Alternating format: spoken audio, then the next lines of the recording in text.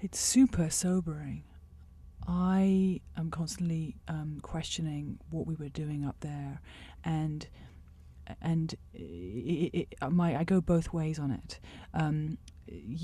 Erik being blind and standing on top, it's so symbolic of what you can achieve, and yet I'm also thinking the very latest statistics show that for every 10 people that summit Everest, 1 will die in the attempt. Those are the latest figures. Those aren't the original. Back in the day, everyone died trying, and then finally a couple of guys got up there and back. But even the latest statistics, and some of the grave markers like "Je t'aime, papa," blows me away. I love you, Dad. And who was up there risking it when they had a kid?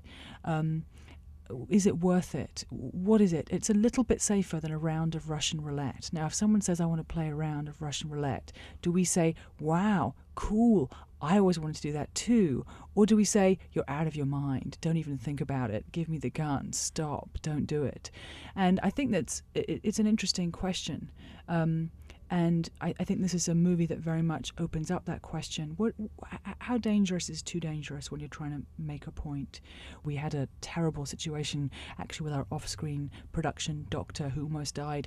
He had the other form of acute altitude illness where his lungs filled with fluid, a pulmonary edema it's called, and at one stage he had to make an emergency descent and was lying in the snow in a blizzard in minus, we didn't have a thermometer with us, but it was the coldest I've ever experienced in a blizzard in the middle of the night, his lungs filled with fluid, his voice crackling, and just said, I'd rather die than take another step. The Tibetans, actually, they don't go up the mountains, they like to walk around the mountains, and they do this stuff called prostration, which is almost like a yoga sun salute. It's this kind of special kind of humility prayer gesture, which involves at one point lying face down on the ground, and the really devout pilgrims will actually go all the way around their holy mountain Kailash, prostrating every step of the way, and it takes them months, and they have to have like plastic because their skin gets chafed completely off. They wear plastic down the front of their body so that they can keep prostrating longer,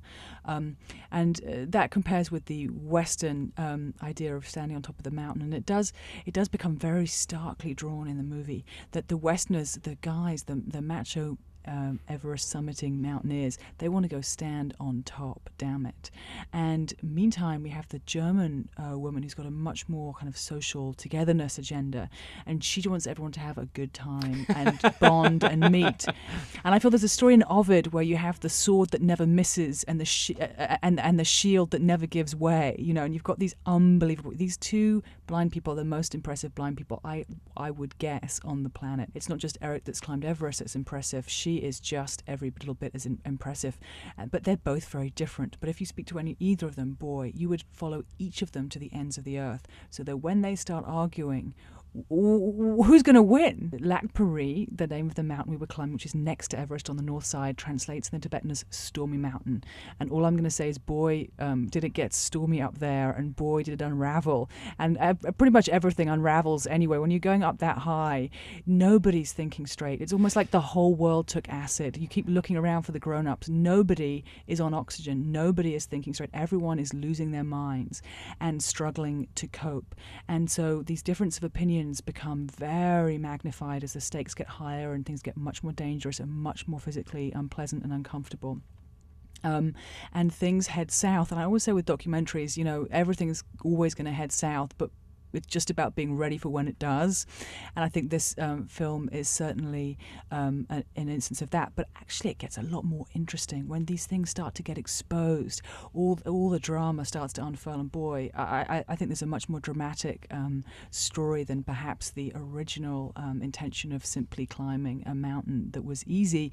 Would have been a very sweet and marvelous achievement, but it probably wouldn't have made quite such a interesting documentary. Just a reminder, you can listen to Center Stage live every Tuesday night on KXLU Los Angeles, 7 p.m. Pacific Standard Time.